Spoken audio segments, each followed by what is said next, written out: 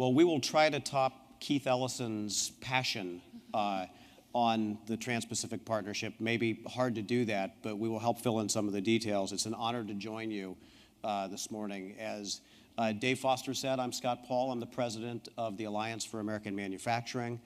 We're a labor management partnership, including the United Steelworkers and some great American manufacturers. I've been engaged in one way, shape, or form in the trade debate since 1989, and so have seen the various iterations of this. And in some ways, we've come a long way. In the other ways, we are stuck in the past. I'm honored to be joined by a great team of panelists. I will just introduce them very briefly to you. Their complete bios are, I think, included in your conference materials. Elizabeth Drake is a partner at the law firm of Stewart & Stewart, and I think is one of the city's most accomplished trade lawyers on behalf of domestic clients and the interests of workers in the environment. George Kohl is Senior Director at the Communication Workers of America, and he is we consider him a plus-up from Larry Cohen, the president. I don't think George will want Larry to hear that, but we appreciate George being with us here today as well. We have Scott Schlesinger with the Natural Resources Defense Council, and we have Alana Solomon with the Sierra Club's Responsible Trade Program, who both bring very distinguished credentials as environmentalists and as strong analysts of how international trade policy can impact the natural environment and many of the issues that we all care about. I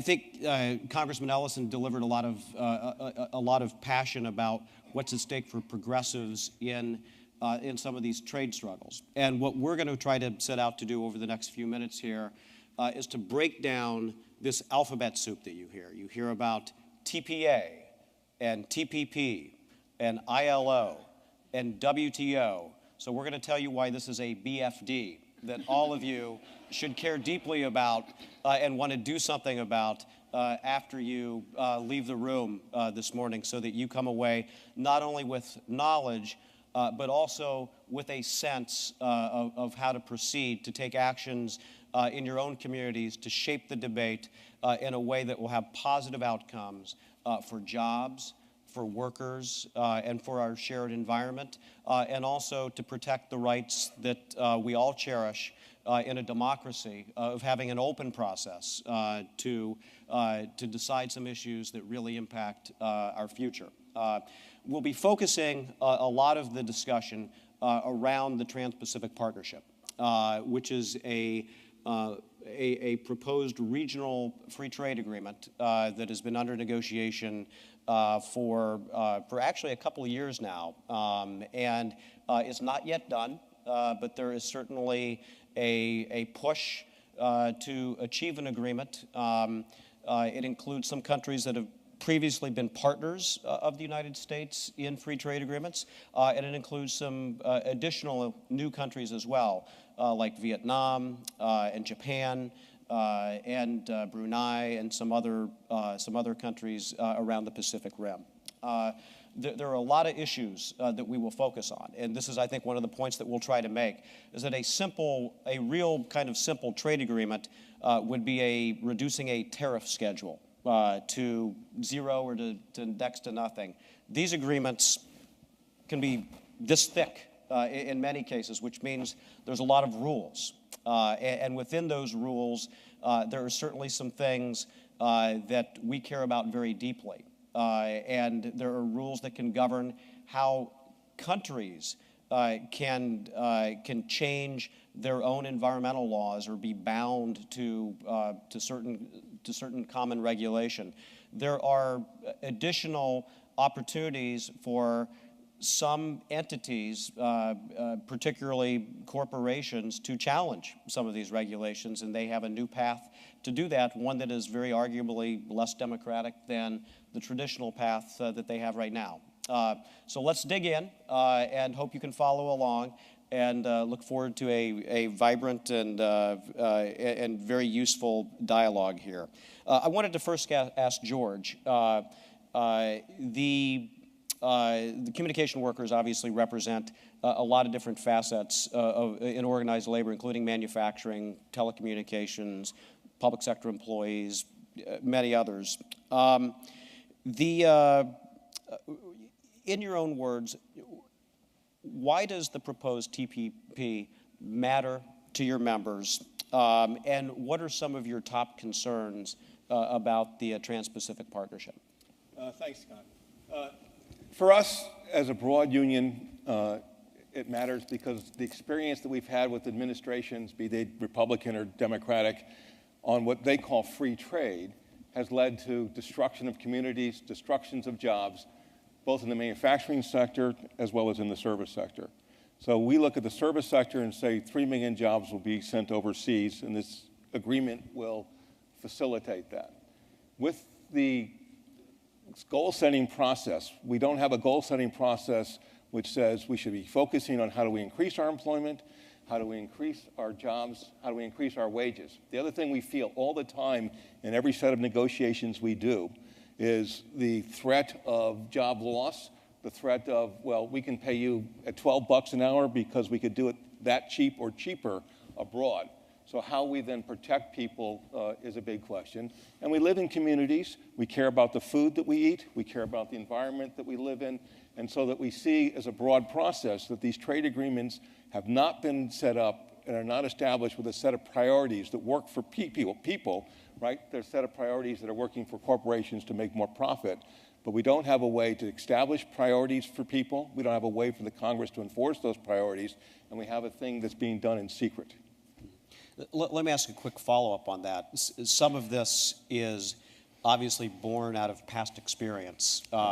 So, politicians from, the first free trade agreement we had was under Ronald Reagan, have made promises about some of these agreements over the last 3 decades or so. How have those promises worked out for your members?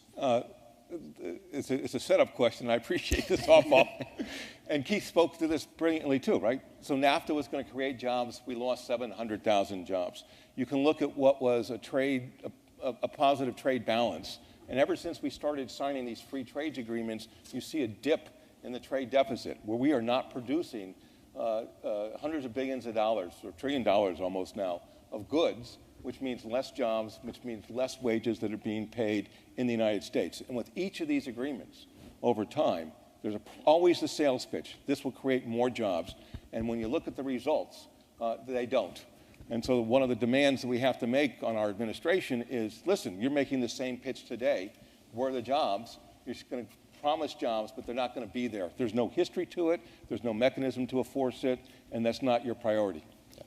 I remember very specifically, around 2 other, one's not a free trade agreement, it was a trade battle run, PNTR for China, NAFTA, very specific promises made about job creation, about how they would open up society and democracy and democratize the countries and lessen the drug trade and do all sorts of magical things through these agreements. And I think it's fair to say that they are oversold on those bases as well. Right. Yeah. And that's definitely the problem. In this alphabet soup, what's known as Fast Track or Trade Promotion Authority is the piece, a process which is supposed to set priorities. And we put out a piece on the tables there to lay out what should the priorities be. And the second question is how are they enforced? And that's a big question because promises are made and yet they're not delivered upon. And then we have no mechanism by which we can hold accountable people who are making the promises. Thank you. I want to turn to Alana now. From the Sierra Club's perspective and from the broader environmental movement, what are some of obviously there's some opportunities through trade agreements, what are also some of the dangers that you see to the environmental work and to environmental goals from these negotiations and from a TPP as it's envisioned right now? Thanks, Scott. So from the Sierra Club's perspective, there are a number of ways in which the TPP will threaten our natural environment and our climate. I'm going to give a few examples, but I actually want to start again with the process and the whole cloud of secrecy that surrounds this negotiation. So as you mentioned, the TPP has been under negotiation for about 4 years now. We're actually at the final stages of negotiation, and yet not a single word of draft text has been released to the public. Not even a single word of a US government proposal has been released to the public. So the public has been shut out, the media has been shut out, even policymakers have been shut out. And yet there are about 600 business representatives that are actively involved in shaping the text of this agreement. The biggest multinational corporations in the world, Walmart, Citigroup, Chevron, Halliburton. So I think it's really important to understand first who is involved in shaping the TPP and who is shut out of shaping the TPP in order to understand who it stands to benefit, which is the biggest multinational corporations in the world, and who stands to lose, which is communities, workers, and the environment. On some of the specific examples, I would just mention 2 things. First, there is actually one of the 29 TPP chapters that actually is dedicated to the environment. And ostensibly, that chapter should address some of the core environmental challenges of the region.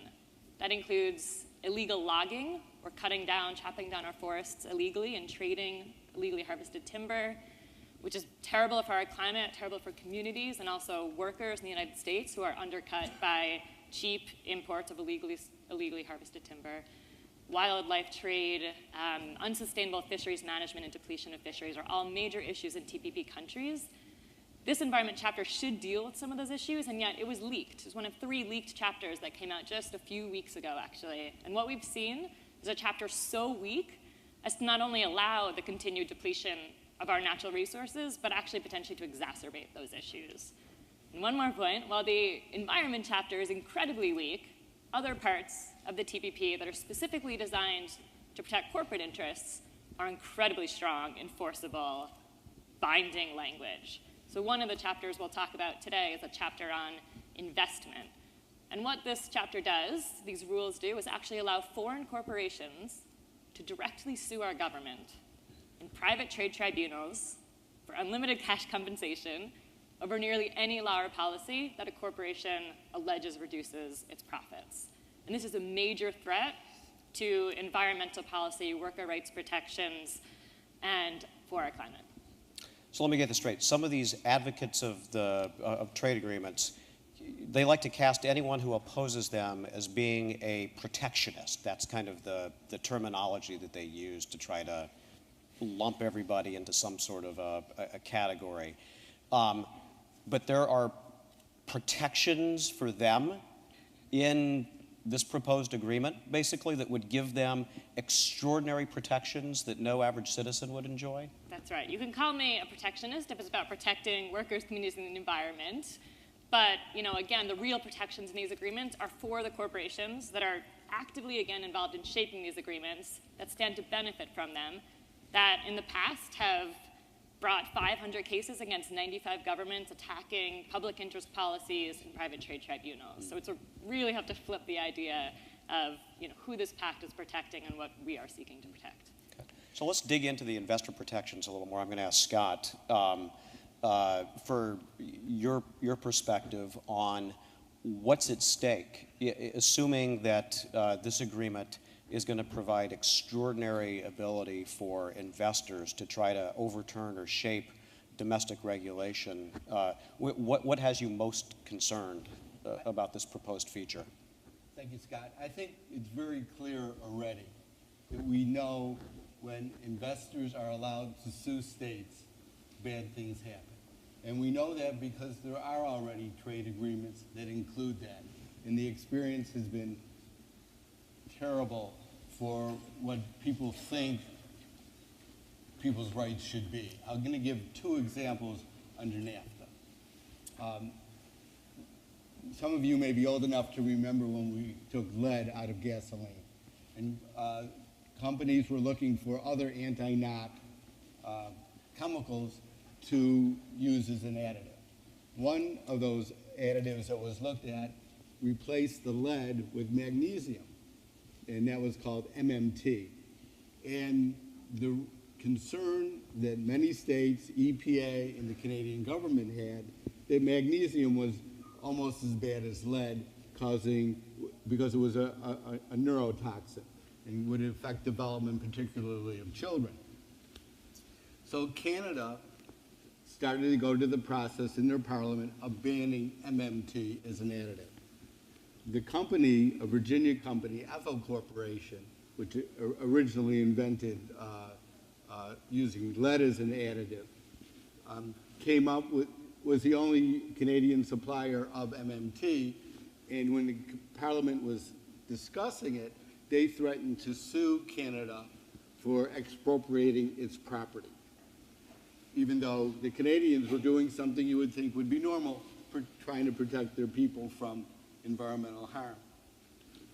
So Canada, at least at the beginning, stood up and did ban MMT. Ethel Corporation then sued them under the NAFTA provisions, saying that their property was expropriated. The Canadian government, seeing the writing on the wall, went back, changed their law, stopped banning MMT, and paid Ethel Corporation $13 million in damages, and allowed the company to use in their advertisements that the Canadian government saw nothing wrong with MMT, which is still banned in most of the United States. That just undercuts what we expect our domestic environmental laws to do. Another frightening example with an industry I used to be involved in was a U.S. company called Metalclad bought a waste transfer station in Mexico and thought it would be really good to make this into a hazardous waste treatment center and landfill. They got a federal permit from the Mexican government. They got a state permit, but they could never get the local zoning changed into permit to go forward. That didn't stop them. They built the new facility, though there were protests from the local government, and then when they finished it, they tried to get an operating permit from the local authority, and they were denied that. People were delivering waste to the facility, but some local people discouraged them from doing that by protesting with machetes and discouraged them from going forward. The Metalclad then sued Mexico for expropriating their profits, and they sued for $90 million in lost profits. In an unbelievable decision that literally undercuts all state and local laws, they were awarded $16 million for their losses. The Mexican government then appealed and got the damages down to $13 million. So this is what's happened under NAFTA. Taking language like this and putting it into these other agreements, including the Pacific Partnership and probably ones going forward, is just a direction that we don't think the American people know is on the table, and is something that we think local governments, regulators, people who want a safe environment want. It sounds that way. The examples are spectacular. I'm wondering if anyone knows off the top of their head what the maximum fine under any of these trade agreements has ever been for a labor rights violation, as opposed to zero. Wow, I'm shocked, I have to say. That's sarcasm. So you have this exceptional disparity, again, this incredible protection for investors and for corporations, and very little remedy for the rest of us under these agreements. I was going to say, while they're fixing this mic, I would chime in to say how incredible this is that in Europe, they're suing the Egyptian government because Egypt raised the minimum wage. And that would also then harm companies operating there in terms of their reduction in profit. That's how absurd this theory goes, and in practice what it means both for the environment and for working people. Yeah. Well, getting to that question, I want to turn to Elizabeth. We've talked a little bit about investor states, and we've discovered that trade agreements do all sorts of other things other than just adjust tariffs, which are taxes on imports, basically. What's at stake for potential government regulation on curbing pollution? Carbon and source point pollution and all of that, because if there are these extraordinary remedies available for companies, I mean, what is also the impact of the potential work that all of you out there are doing to try to raise standards in your communities? How can a trade agreement undermine those? Thank you, Scott. I absolutely agree with Scott in his explanation of how the investor-state provisions work, and they do create a new tool to allow multinational companies to challenge regulations, whether environmental, health and safety, labor, or otherwise, that they see as adverse to their interests. And these decisions are made in secret. These trade tribunals that hear these disputes are not open to the public like our federal courts are. There are no guarantee that community groups or environmentalists or workers themselves can participate in the dispute, and that tends to skew the results even further. So there's certainly that threat there on all kinds of environmental regulations, including climate change regimes or emissions reductions regimes. The other part of the problem is what the agreement doesn't do. In the environment chapter, for example, it only commits, at least the model is that at most it would commit countries to enforce whatever environmental laws they already have and any environmental treaties they've already agreed to. It wouldn't include any new commitments such as emissions reduction commitments. Seems like this would be the perfect forum to get this large group of countries that share a region to agree we're all going to reduce our emissions at the same rate or at rates that are equitable for the countries involved. That's not even on the table in these discussions. Another concern with climate change is when we've had our climate change debates here in the US, we've been concerned about carbon leakage, right? We want to reduce our own emissions, but we also want to make sure that the goods we're importing are not undermining that system by not being subject to any of their own sort of emissions limitations. A trade agreement is the perfect place to address that kind of market failure, is the perfect place to agree to rules that allow countries to impose emissions regimes but also control for carbon leakage. Again, that's not even on the table. So the real challenges that we face, whether it's job creation, climate change, income inequality, all of these things that should be our longer term priorities as a country are not really on the table in these debates. And that's what makes the outcome so problematic for so many people. And it sounds like from at least the text that has been leaked so far that it could be getting worse and not better to address all of these challenges. And I want to turn to that topic for a second and sort of talk about what are some of the opportunities? Like if we had additional leverage and strength and were able to show the administration that we had the power to block this, if it wasn't a high standard agreement. I want to ask George, from the point of view of working people, what are the largest challenges that you see that could be addressed in a way that is both sustainable for the environment and is going to create job opportunities in this country through these trade agreements? So one of the interesting things about the world is that the rest of the world, particularly Europe and even many of the partners in the trade agreement known as the TPP, all believe in the right to organize and the right for collective bargaining. And those are enshrined in the International Labor Organization, or ILO, conventions. So in Europe, where we're also negotiating an agreement, there's 500 million people who have the right for bargaining, they have the right to organize, and it's the law of the land. The piece that the United States, and in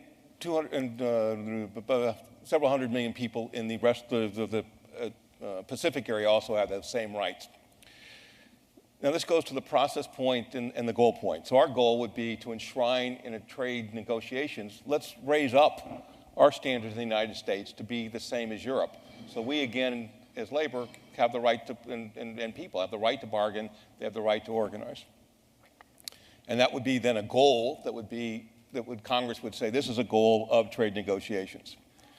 So instead, what the Congress has done in this particular fast-track proposal has done a bait and switch kind of maneuver in which they say The United States policy will be that we'll enforce, and as part of the negotiations, we'll have everybody else enforce those ILO conventions that we, the United States, have adopted.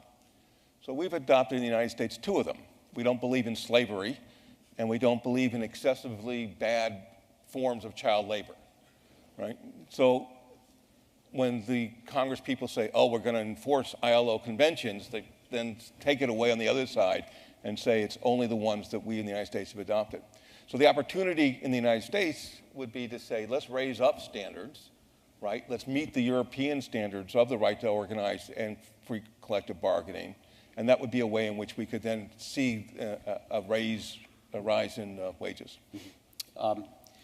Thank you, George. Ilana, the thought occurred to me that you have a lot of these same actors domestically who are pushing TPP with as few restrictions as possible, who also were engaged in the climate and carbon debate on the other side, saying, well, we don't want to bind ourselves to any agreement that could have an impact on our country from their perspective. But what is your answer to them, and how do you see opportunities for both for high road regulation, for creating jobs here, furthering our environmental goals, and you have this other class of actors who are very conflicted about this. They want the low road, but they don't want the high road necessarily. So I think the good news is that there is absolutely a way that we can address the climate crisis while promoting good quality family-sustaining jobs. And I'd actually point to an example to show what that looks like. And it's in Imperial County in Southern California. So Imperial County is a place that had an unemployment rate of 27%. That is the highest unemployment rate in California and one of the highest unemployment rates across the country. But there's a set of large-scale solar projects that have come to Imperial County that are now really transforming the area, bringing good, quality, family-sustaining jobs, and bringing online about 600 megawatts of solar power, which is enough to power about 200,000 households.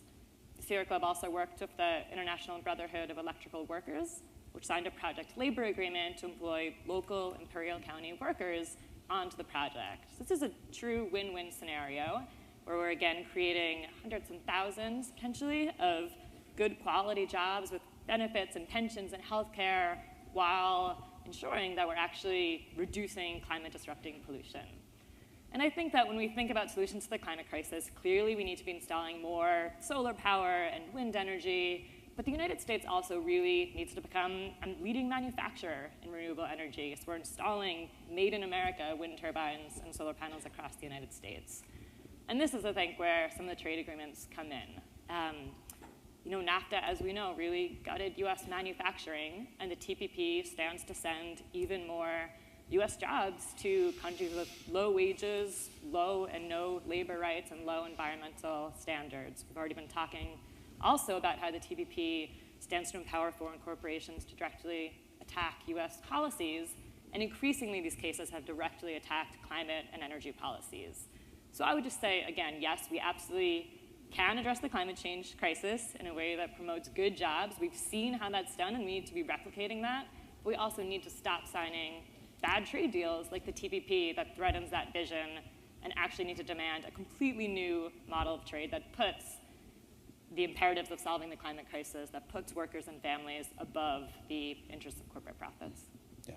You hear the phrase "made in America" a lot, and even the president, and we agree with a lot of the things the president does. I think many of us have a disagreement with him on this. They love to talk about "made in America," and then they go out and do these agreements where you have essentially a very unlevel playing field, where there's lots of protections for capital and intellectual property and investors, and very limited, if any, protections for workers in the environment. And so we touched on the environment. I wanted Elizabeth to see if we could touch on worker rights either. I know you've been working on this for a long time and have seen the ups and downs. But for the core worker rights that, that everybody agrees that workers should enjoy. What is the challenge from these trade agreements, or from what you've seen or what you know about the TPP? How much progress can we make to ensure that there's going to be broad enforcement of basic worker rights that everybody who's part of the ILO agrees ought to be afforded to workers? Thank you, Scott. So I think there's two sides of this equation. One side is what protections exist in the agreement for labor rights, which George touched on, and the other side is, are there other provisions in the agreement that actually undermine labor rights? So in terms of the labor rights chapter itself, obviously the text is not public, but what has been in recent trade agreements is somewhat of an improvement of what was in NAFTA, more enforceable than what was in NAFTA. But again, the provisions that actually would require countries to adhere to the core labor standards, the right to organize, the right to bargain collectively, to be free from discrimination, child labor, and forced labor, are less strong than the provisions that simply say enforce your own laws, whatever they might be. And these provisions in previous agreements haven't really been tested. So we don't know if a dispute panel would really require the U.S. to conform its domestic laws to these international standards, which in many cases our laws are far below those standards and very, very inadequate. On the other hand, the investor protections, as we've heard, are very strong, and we do have a track record where we can look at how they've been enforced. And what this does, when you sign an agreement like this, it increases the mobility of employers. It makes it easier for them to move to another country where they know their investment will be protected, super protected under the agreement, and where they know they can send that product back to the U.S. free from tariffs eventually. So they get two big boosts that increase their mobility, and they can use that to increase their bargaining leverage vis-a-vis workers in the United States, and in fact in all of the TPP countries. And that's what we saw with NAFTA, that employers would use just the threat of moving, which was more credible with NAFTA in place, to break organizing drives, to drive down wages, to take back benefits. And so this imbalance between the protections for workers and the protections for others in the agreement just makes it more difficult for workers to exercise their rights, even if potentially they could enforce it under the labor agreement. The company has already moved or already taken away what the workers have fought for. So the backward-looking perspective doesn't do much. You can't bring them back. Right. No, indeed you cannot. So Scott, from the environmental perspective, the enforceability that we were just touching on with regard to labor, I mean, what have you seen in the environmental chapters, and what do you think the prospects for TPP are? Do you think they're any different? The good news is that the administration has really, we think, been moving forward, trying to get an enforceable chapter on the environment. The bad news is that every other country has opposed it. And in the leaked environmental title, there's almost no requirements. It's mays instead of shall. And if it has the word shall, it's followed by shall endeavor to try. I mean, that's really strong, isn't it? So, yeah. I mean, you know, hold on to your wallets, yeah, right? So, as it's written in the leaked report that came out, which the administration did not deny was inaccurate, but is clearly where they were, the environmental provisions are not enforceable. And they need to be. The environmental title goes to some very specific things which are bad for the world environment because of trade. For instance, there's a $20 billion market in illegal fishing. There are treaties on this. There are no requirements. This was an opportunity to have sanctions for countries that illegally traded in these products that not only hurt Americans in the fishing industry, but also hurts the world population of fish, because once these fish are not sustainable, there is no market when these fish disappear, which have happened to many stocks. Logging is another problem in the Southeast Asia. There's a $6 billion market in illegal trade of timber, finished products of wood, all from forests that are not supposed to, by agreement, not be cut, and they are. This is hurting jobs in our logging and timber industry throughout the country. Third part is on wildlife trafficking. There is, to me, a bizarre traffic in endangered species. Without enforceable provisions of these illegal trade in these species are going to disappear. Right now, this agreement is a toothless tiger that will allow the $20 billion trade in tiger cubs, in shark fins, and rhino horns to continue, sending these animals to likely extinction. So if we're not going to enforce these, why have an environmental title?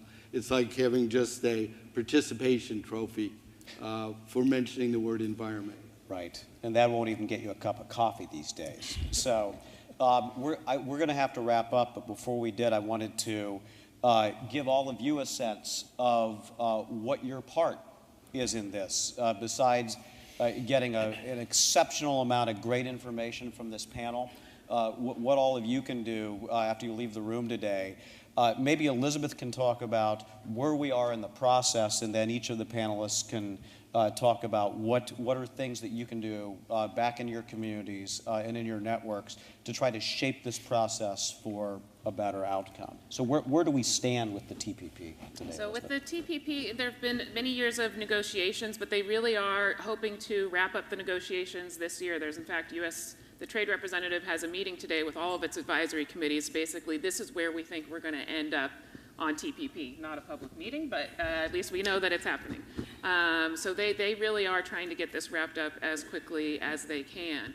And on the congressional side, there is a push from the administration and some in Congress to pass fast-track trade promotion authority, which would then allow them to approve TPP on just a straight up or down vote with no amendments. So these are two pieces that are moving at the same time, and now is really the time for anyone who has an interest in these issues to make their voices heard.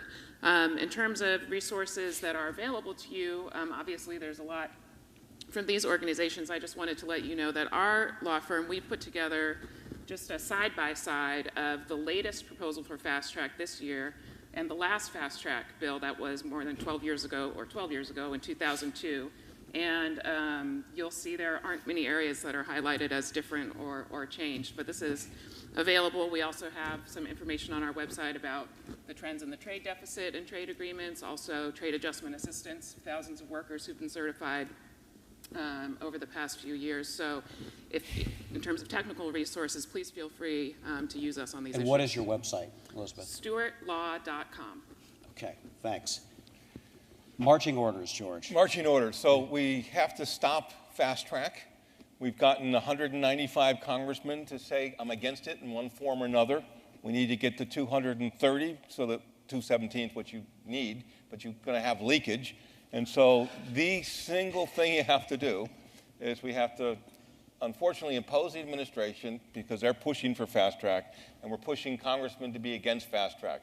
You stop fast track, that means you can't have a vote on this thing because they know that once it sees the light of day, you got a secret document that they want to pass on fast track, which says, as Elizabeth said, one vote within a 60-day period. So our task is stop fast track, and on the papers you have what a real process would be, and we want to push the real process, but we have to stop fast track, and that's a congressional House of Representatives push. Thanks, George. Scott. I think we need to get the administration to really understand the broad opposition to this treaty and to fast track. Just looking at the big picture, we don't need an enforceable environmental title in a free trade agreement. We don't need an enforceable labor chapter in a free trade agreement. We don't need an enforcement human rights chapter in a free trade agreement. We need these in a fair trade agreement, and this is not a fair trade agreement. Thanks, Scott. Milana. Great. Well, I'd echo what all my colleagues said. I think when everyone leaves the room today, if you know your member of Congress and can look them up, please dial them in the simple messages. Please oppose fast-tracking the Trans-Pacific Partnership. If If you don't know you're a member of Congress, stop by one of our booths and we can help you figure that out. And the last thing I would say, just to make sure people don't leave too depressed, is to help everyone understand that there really are movements in every single one of the TPP countries to protest and stop a flawed agreement. And the other thing you need to know is that we have won trade fights like this many times in the past. There are a number of major free trade agreements, the Free Trade Area of the Americas that was defeated, a massive multilateral agreement on investment that would expand these corporate rights that was defeated. Fast track has been defeated in the past, so we absolutely can do this. It's just going to take a ton of mobilization and organizing and spreading the word. Yeah, I'm glad Alana mentioned that, and I appreciate all the contributions from the panelists, because there is hope in this process, even though you've been largely excluded from it by intention. Democrats beat back with Republicans, fast track for Bill Clinton in the aftermath of NAFTA in the late 1990s. The multilateral agreement on investment was shelved. The FTAA was shelved. Fast track for George Bush only happened in the months right after 9/11, when the Bush administration said that the attack on the World Trade Center was an attack on free trade. They made that up too, obviously. And even then, it was, and I don't use this word lightly, it was bought with a couple of votes. We would have defeated it straight out. Same thing happened with the Central American Free Trade Agreement in 2005, which many of us have some battle scars from, but it was an agreement that was bought. It was not passed on its merits. And I think in this era of Twitter and more transparency and accountability, there are a lot of tools that all of you have as activists to keep your members of Congress accountable on this, to engage with the Obama administration, to remind President Obama of what he said he would do in 2008 compared to what he is doing right now. And I think there is hope that way. So please give a warm round of applause to this great panel, to Elizabeth, George, Scott, and Alana.